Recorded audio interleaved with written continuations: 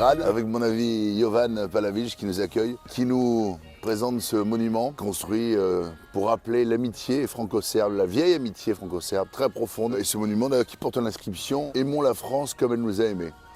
Nous représentons l'amitié franco-serbe. Elle perdure grâce à nous, de manière sincère. Et je peux dire que mon ami est une vraie amie du peuple serbe. Et je suis très heureux de pouvoir partager les questions politiques, culturelles du pays.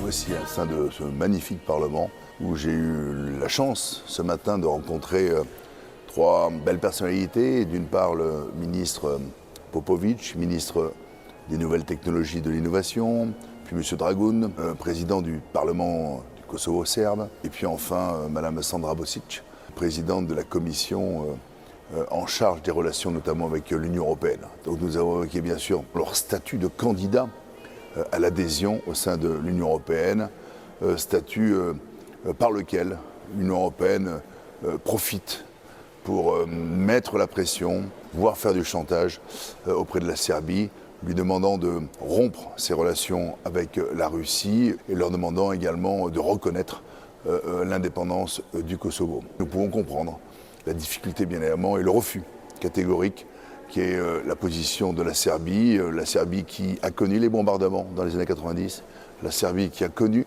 les sanctions pendant 10 ans également. Quand Mme von der Leyen finalement prône la guerre, je crois que cette situation et cette position est extrêmement dangereuse, qu'elle pourrait nous faire flancher et basculer sur une troisième guerre mondiale. Je crois qu'il ne le faut pas.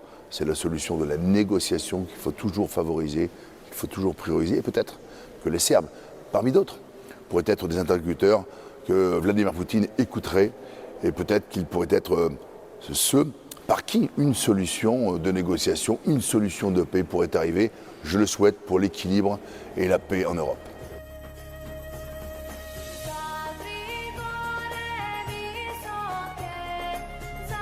Donc nous voici dans cette magnifique bibliothèque du Parlement serbe, lieu symbolique, historique, dans lequel nous avons rencontré quelques personnalités politiques de la République de Serbie, dans laquelle nous venons de tenir une conférence de presse, à travers laquelle nous avons évoqué un certain nombre de sujets, notamment, il faut le noter, l'absence notoire de la France en Serbie, politiquement, mais aussi économiquement. Quand ce pays est en plein développement économique, quand ce pays est en train de se reconstruire, la France n'est que 10e fournisseur de la Serbie, n'est que le 16e client de la Serbie, alors que la France est 2e puissance européenne.